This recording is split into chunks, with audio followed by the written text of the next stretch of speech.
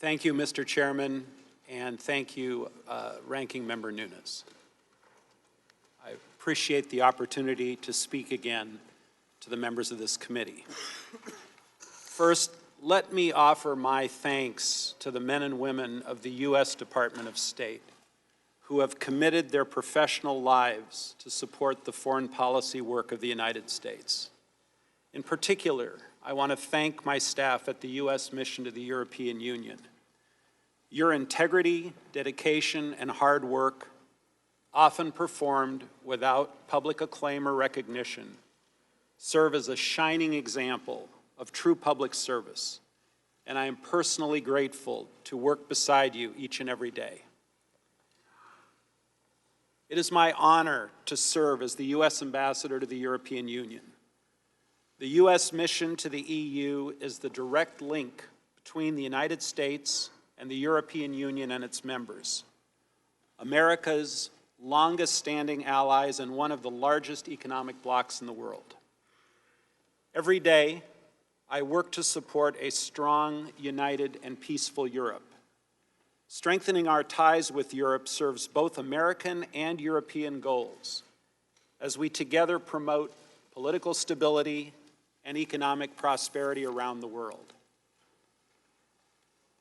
I expect that few Americans have heard my name before these events, so before I begin my substantive testimony, please let me share some of my personal background. My parents fled Europe during the Holocaust. Escaping the atrocities of that time, my parents left Germany for Uruguay and then, in 1953, emigrated to Seattle, Washington, where I was born and raised. Like so many immigrants, my family was eager for freedom and hungry for opportunity. They raised my sister and me to be humble, hardworking, and patriotic, and I am forever grateful for the sacrifices they made on our behalf. Public service has always been important to me. As a lifelong Republican, I have contributed to initiatives of both Republican and Democratic administrations. In 2003, I served as a member of the transition team for Oregon Democratic Governor Ted Kulongoski. Governor Kulongoski also appointed me to serve on various statewide boards. In 2007, President George W. Bush appointed me as a member of the Commission on White House Fellows.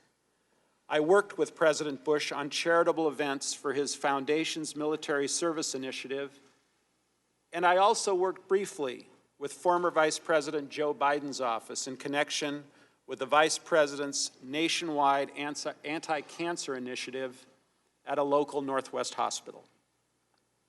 And of course, the highest honor in my public life came when President Trump asked me to serve as the United States Ambassador to the European Union. The Senate confirmed me as an ambassador on a bipartisan voice vote, and I assumed the role in Brussels on July 9th, 2018. Although today is my first public testimony on the Ukraine matters, this is not my first time cooperating with this committee. As you know, I've already provided 10 hours of deposition testimony, and I did so despite directives from the White House and the State Department that I refused to appear, as many others have done. I agreed to testify because I respect the gravity of the moment, and I believe I have an obligation to account fully for my role in these events. But I also must acknowledge that this process has been challenging, and in many respects, less than fair. I have not had access to all of my phone records, State Department emails, and many, many other State Department documents. And I was told I could not work with my EU staff to pull together the relevant files and information. Having access to the State Department materials would have been very helpful to me in trying to reconstruct with whom I spoke and met, and when and what was said. As ambassador, I've had hundreds of meetings and calls with individuals, but I'm not a note taker or a memo writer. never have been. My job requires that I speak with heads of state, senior government officials, members of the cabinet, the president, almost each and every day. Talking with foreign leaders might be memorable to some people, but this is my job. I do it all the time. My lawyers and I have made multiple requests to the State Department and the White House for these materials. Yet these materials were not provided to me, and they have also refused to share these materials with this committee. These documents are not classified, and in fairness, should have been made available. In the absence of these materials, my memory, admittedly, has not been perfect, and I have no doubt that a more fair, open, and orderly process of allowing me to read the State Department records and other materials would have made this process far more transparent. I don't intend to repeat my prior opening statement or attempt to summarize 10 hours of previous deposition testimony. However, a few critical points have been obscured by noise over the last few days and weeks, and I'm worried that the bigger picture is being ignored. So let me make a few key points. First, Secretary Perry, Ambassador Volker, and I worked with Mr. Rudy Giuliani on Ukraine matters at the express direction of the President of the United States. We did not want to work with Mr. Giuliani. Simply put, we were playing the hand we were dealt. We all understood that if we refused to work with Mr. Giuliani, we would lose a very important opportunity to cement relations between the United States and Ukraine. So we followed the President's orders. Second, although we disagreed with the need to involve Mr. Giuliani, at the time we did not believe that his role was improper. As I previously testified, if I had known of all of Mr. Giuliani's dealings or his associations with individuals, some of whom are now under criminal indictment, I personally would not have acquiesced to his participation. Still, given what we knew at the time, what we were asked to do did not appear to be wrong.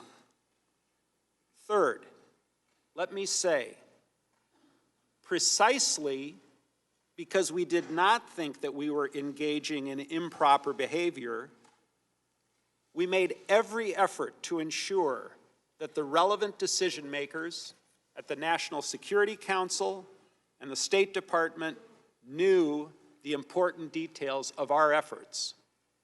The suggestion that we were engaged in some irregular or rogue diplomacy is absolutely false.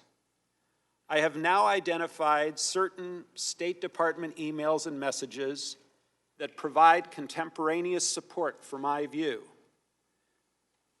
These emails show that the leadership of the State Department, the National Security Council, and the White House were all informed about the Ukraine efforts from May 23, 2019, until the security aid was released on September 11, 2019. I will quote from some of those messages with you shortly. Fourth, as I testified previously, Mr. Giuliani's requests were a quid pro quo for arranging a White House visit for President Zelensky. Mr. Giuliani demanded that Ukraine make a public statement announcing the investigations of the 2016 election, DNC server, and Burisma. Mr. Giuliani was expressing the desires of the President of the United States, and we knew these investigations were important to the President. Fifth, in July and August of 2019, we learned that the White House had also suspended security aid to Ukraine. I was adamantly opposed to any suspension of aid. I was adamantly opposed to any suspension of aid, as the Ukrainians needed those funds to fight against Russian aggression. I tried diligently to ask why the aid was suspended, but I never received a clear answer. Still haven't to this day. In the absence of any credible explanation for the suspension of aid, I later came to believe that the resumption of security aid would not occur until there was a public statement from Ukraine committing to the investigations of the 2016 elections and Burisma, as Mr. Giuliani had demanded. I shared concerns of the potential quid pro quo regarding the security aid with Senator Ron Johnson, and I also shared my concerns with the Ukrainians. Finally, at all times, I was acting in good faith. I was acting in good faith. As a presidential appointee, I followed the directions of the president. We worked with Mr. Giuliani because the president directed us to do so. We had no desire to set any conditions. We had no desire to set any conditions on the Ukrainians. Indeed, my own personal view, which I shared repeatedly with others, was that the White House and security assistance should have proceeded without preconditions of any kind. We were working to overcome the problems given the facts as they existed. Our only interest, and my only interest, was to advance long-standing U.S. policy and to support Ukraine's fragile democracy. Now let me provide additional details specifically about Ukraine and my involvement. First, my very first days as ambassador to the EU, which was starting back in July of 2018, Ukraine has featured prominently in my broader portfolio. Ukraine's political and economic development are critical to the long-standing and long-lasting stability of Europe. Moreover, the conflict in eastern Ukraine and Crimea remains one of the most significant security crises for Europe and the United States. Our efforts to counterbalance an aggressive Russia depend in substantial part on a strong Ukraine. On April 21st, 2019, Vladimir Zelensky was elected president of Ukraine in an historic election. With the express support of Secretary Pompeo, I attended President Zelensky's inauguration on May 20th as part of the U.S. delegation, which was led by Energy Secretary Rick Perry. The U.S. delegation also included Senator Johnson, Ukraine Special Envoy Volker, and Lieutenant Colonel Alex Vindman of the National Security Council. My attendance at President Zelensky's inauguration was not my first involvement with Ukraine. As I testified previously, just 4 days after assuming my post as ambassador in July of 2018, I received an official delegation from the government of then Ukraine President Petro Poroshenko. The meeting took place at the U.S. mission in Brussels and was prearranged by my career EU mission staff. And I've had several meetings since then in Brussels. Later, in February of 2019, I worked well with U.S. Ambassador Marie Yovanovitch in making my first official visit to Ukraine for a U.S. Navy visit to the strategic Black Sea port of Odessa. And the reason I raise these prior Ukraine activities, the meetings in Brussels, my visit to Odessa, is to emphasize that Ukraine has been a part of my portfolio from my very first days as the U.S. ambassador. Any claim that I somehow muscled my way into the Ukraine relationship is simply false. During the Zelensky inauguration on May 20th, the U.S. delegation developed a very positive view of the Ukraine government. We were impressed by President Zelensky's desire to promote a stronger relationship with the United States.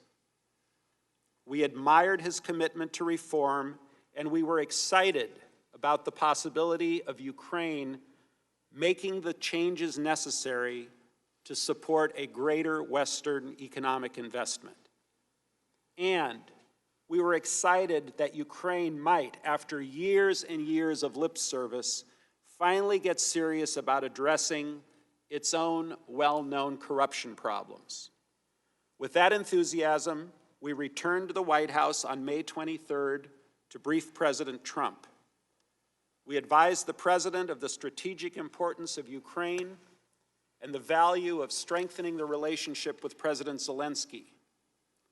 To support this reformer, we asked the White House for two things. First, a working phone call between Presidents Trump and Zelensky, and second, a working Oval Office visit.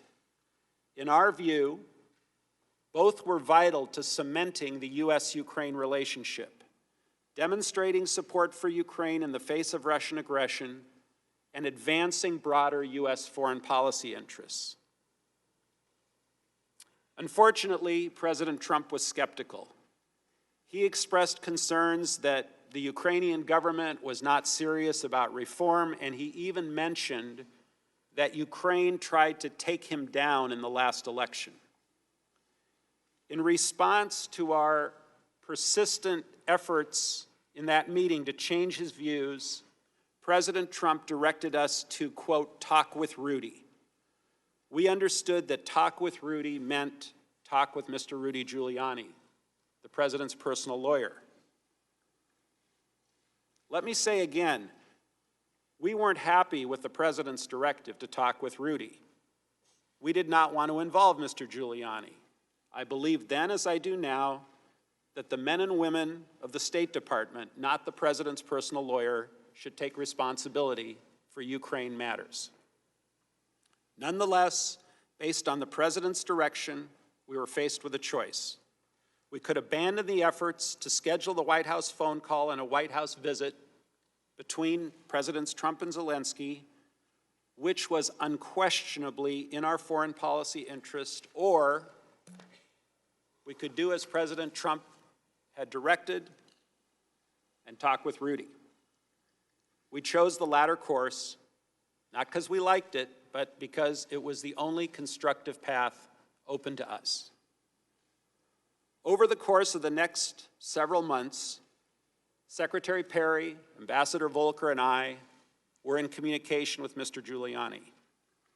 Secretary Perry volunteered to make the initial calls with Mr. Giuliani, given their prior relationship. Ambassador Volker made several of the early calls and generally informed us of what was discussed. I first communicated with Mr. Giuliani in early August, several months later. Mr. Giuliani emphasized that the president wanted a public statement from President Zelensky committing Ukraine to look into the corruption issues.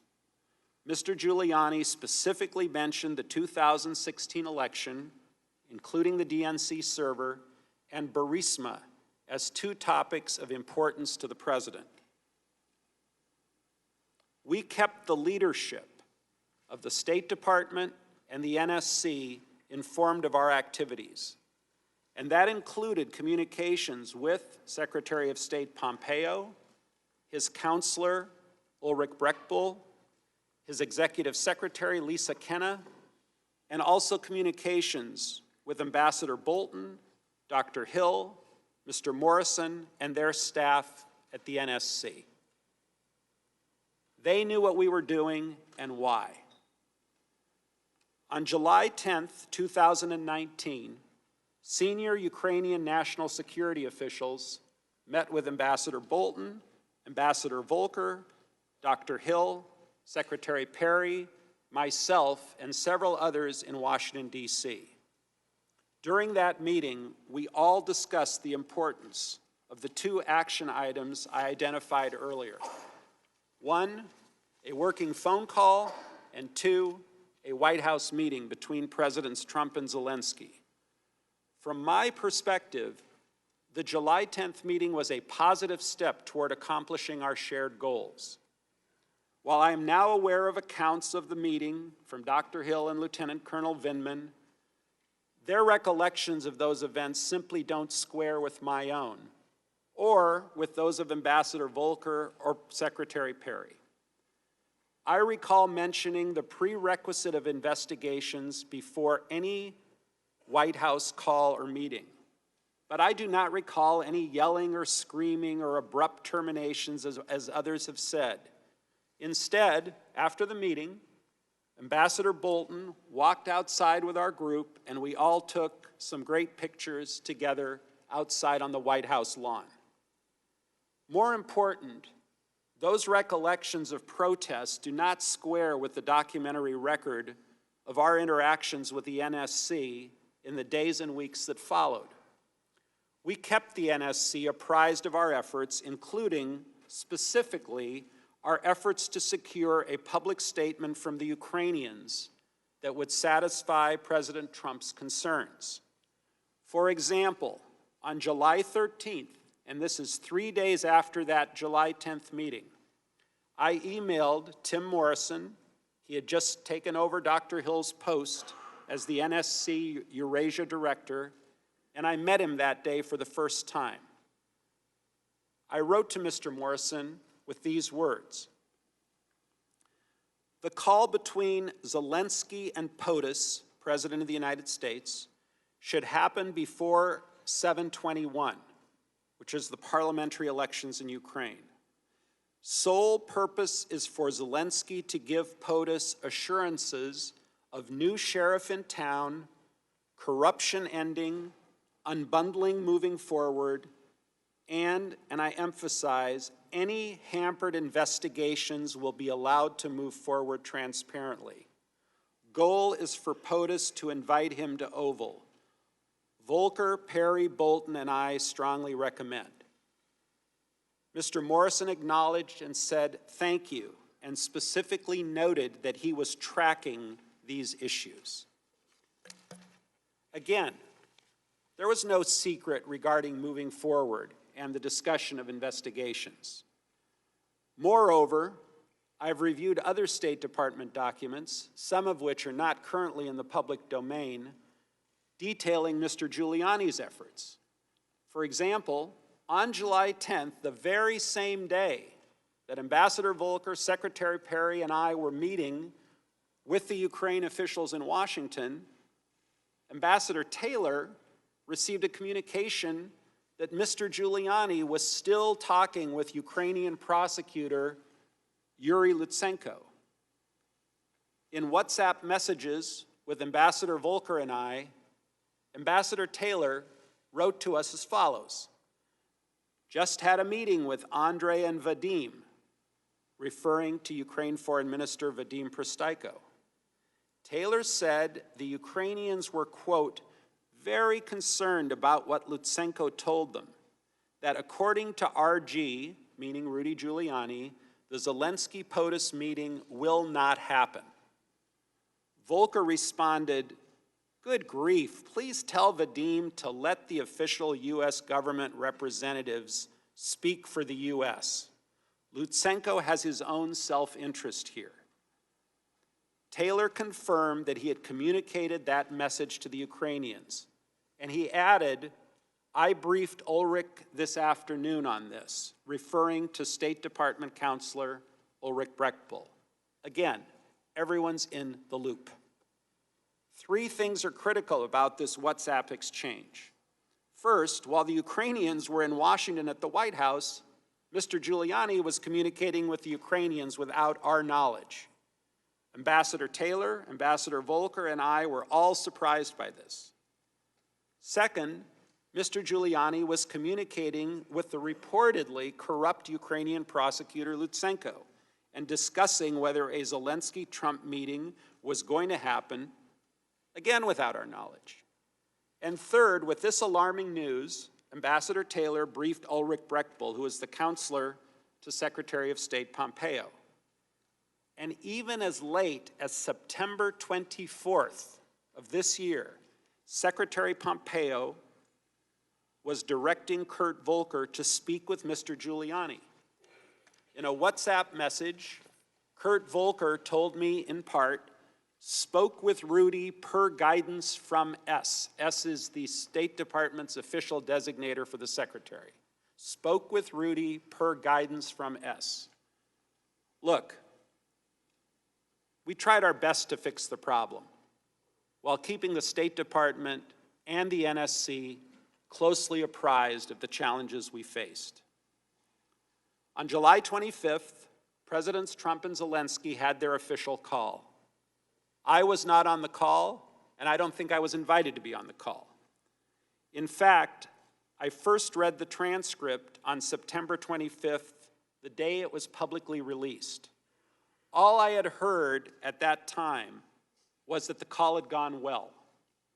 Looking back, I find it very odd, that neither I, nor Ambassador Taylor, nor Ambassador Volker ever received a detailed readout of that call with the Biden references. Now, there are people who say they had concerns about the call, but no one shared any concerns about the call with me at the time, which frankly would have been very helpful to know. On July 26th, Ambassador Taylor, Ambassador Volker, and I were all in Kiev to meet with President Zelensky. The timing of that trip, immediately after the call between Presidents Trump and Zelensky, was entirely coincidental. The Kiev meetings had been scheduled well before the date that the White House finally fixed the call. During our Kiev meeting, I do not recall President Zelensky discussing the substance of his July 25th call with President Trump, nor did he discuss any request to investigate Vice President Biden, which we all later learned was discussed on the July 25th call. And this is consistent with the reported comments from Ambassadors Volker and Taylor. After the Zelensky meeting, I also met with Zelensky's senior aide, Andrei Yermak. I don't recall the specifics of our conversation, but I believe the issue of investigations was probably a part of that agenda or meeting. Also, on July 26th, shortly after our Kiev meetings, I spoke by phone with President Trump. The White House, which has finally shared certain call dates and times with my attorneys, confirms this. The call lasted 5 minutes. I remember I was at a restaurant in Kiev, and I have no reason to doubt that this conversation included the subject of investigations. Again, given Mr. Giuliani's demand that President Zelensky make a public statement about investigations, I knew that investigations were important to President Trump. We did not discuss any classified information. Other witnesses have recently shared their recollection of overhearing this call. For the most part, I have no reason to doubt their accounts. It's true that the president speaks loudly at times, and it's also true, I think we primarily discussed ASAP Rocky. It's true that the president likes to use colorful language. Anyone who has met with him at any reasonable amount of time knows this. While I cannot remember the precise details, again, the White House has not allowed me to see any readouts of that call, and the July 26th call did not strike me as significant at the time. Actually, I would have been more surprised if President Trump had not mentioned investigations, particularly given what we were hearing from Mr. Giuliani about the president's concerns. However, I have no recollection of discussing Vice President Biden or his son on that call or after the call ended. I know that members of this committee frequently frame these complicated issues in the form of a simple question. Was there a quid pro quo? As I testified previously, with regard to the requested White House call and the White House meeting, the answer is yes. Mr. Giuliani conveyed to Secretary Perry, Ambassador Volker, and others that President Trump wanted a public statement from President Zelensky committing to investigations of Burisma and the 2016 election. Mr. Giuliani expressed those requests directly to the Ukrainians, and Mr. Giuliani also expressed those requests directly to us. We all understood that these prerequisites for the White House call and the White House meeting reflected President Trump's desires and requirements. Within my State Department emails, there is a July 19th email. This email was sent to Secretary Pompeo, Secretary Perry, Brian McCormick, who is Secretary Perry's chief of staff at the time, Ms. Kenna, who is the executive secretariat for Secretary Pompeo, Chief of Staff Mulvaney, and Mr. Mulvaney's senior advisor, Rob Blair. A lot of senior officials. Here is my exact quote from that email. I talked to Zelensky just now. He is prepared to receive POTUS's call. We'll assure him that he intends to run a fully transparent investigation and will turn over every stone. He would greatly appreciate a call prior to Sunday so that he can put out some media about a friendly and productive call, no details, prior to Ukraine election on Sunday. Chief of Staff Mulvaney responded, I asked the NSC to set it up for tomorrow. Everyone was in the loop. It was no secret.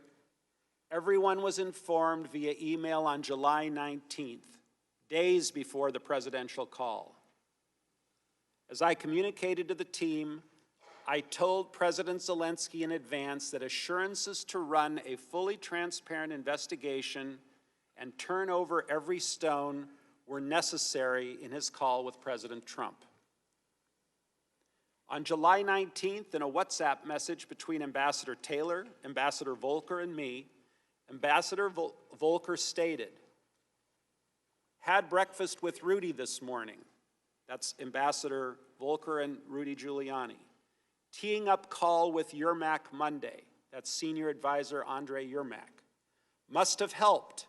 Most important is for Zelensky to say that he will help investigation and address any specific personnel issues, if there are any. On August 10th, the next day, Mr. Yermak texted me, once we have a date, which is a date for the White House meeting, we will call for a press briefing announcing upcoming visit and outlining vision for the reboot of the U.S.-Ukraine relationship, including, among other things, Burisma and election meddling in investigations. This is from Mr. Yermak to me. The following day, August 11th, and this is critical, I sent an email to Counselor Breckbull and Lisa Kenna. Lisa Kenna was frequently used as the pathway to Secretary Pompeo, as sometimes he preferred to receive his emails through her. She would print them out and put them in front of him.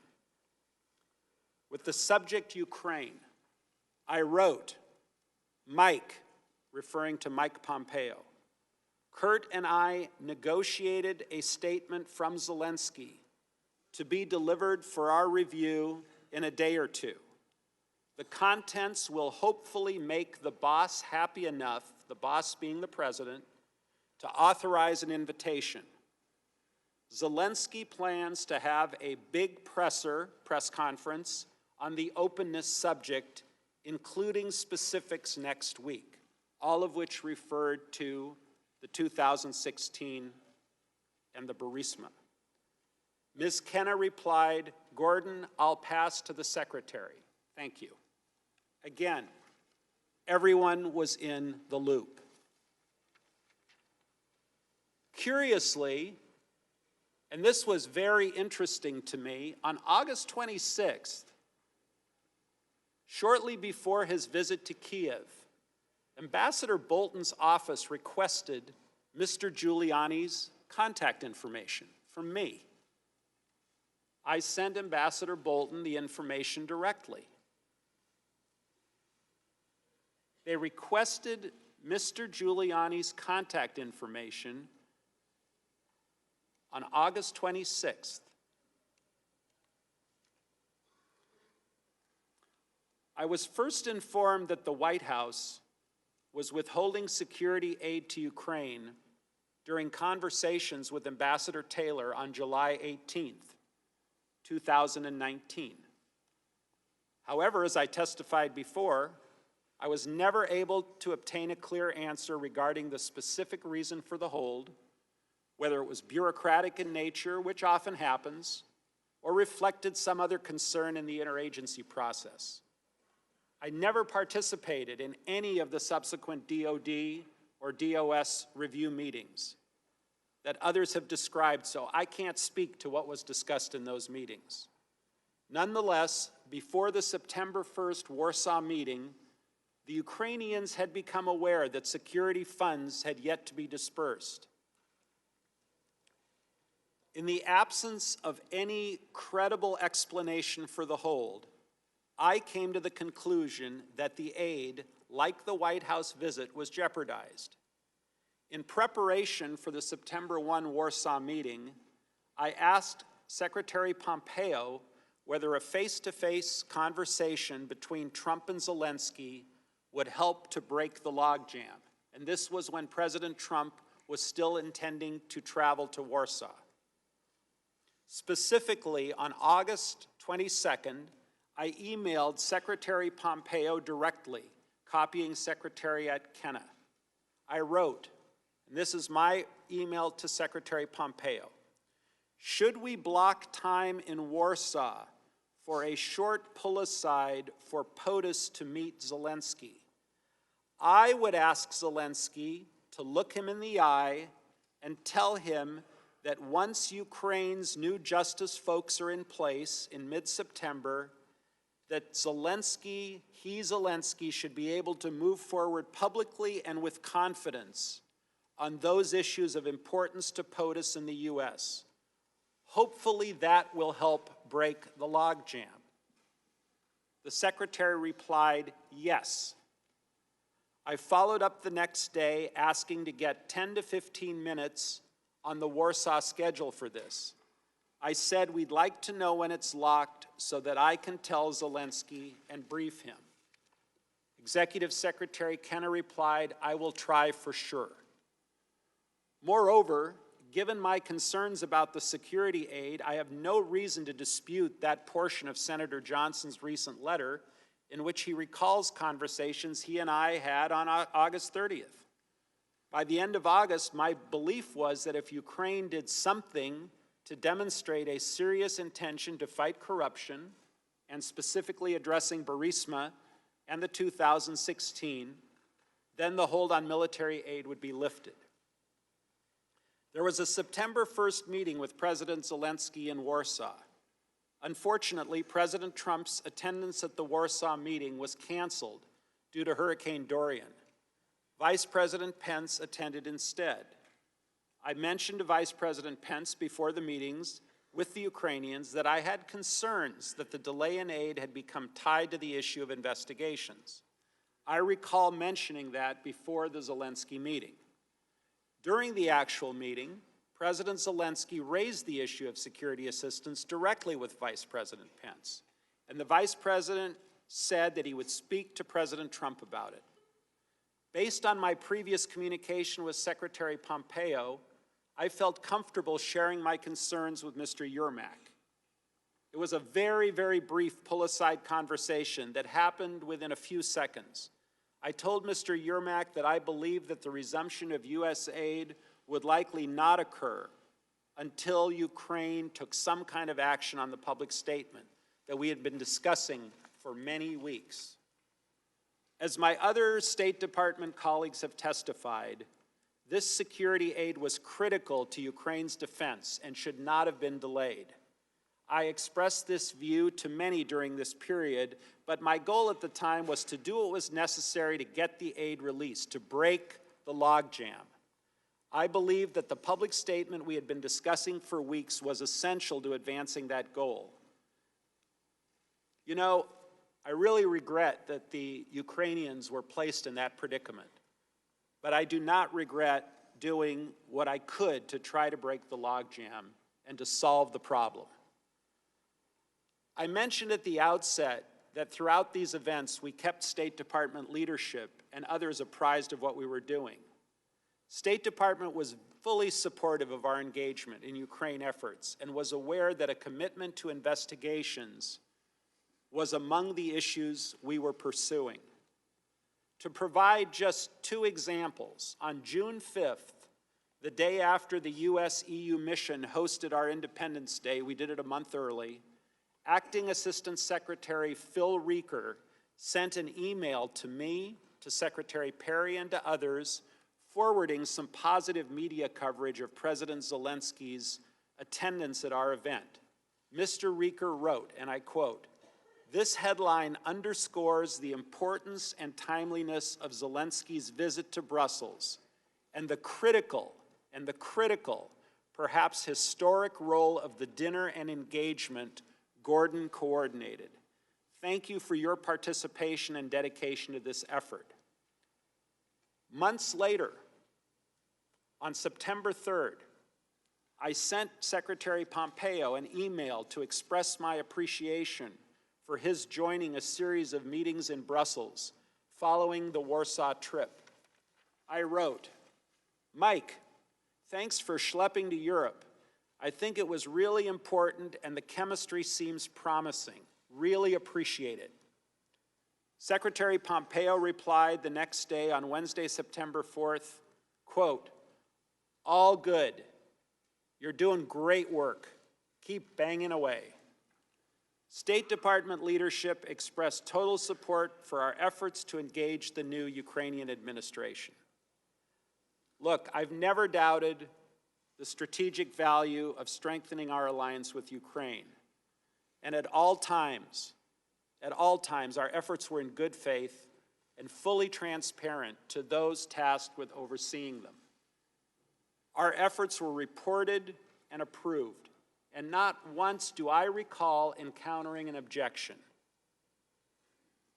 It remains an honor to serve the people of the United States as their United States ambassador to the European Union. I look forward to answering the committee's questions. Thank you.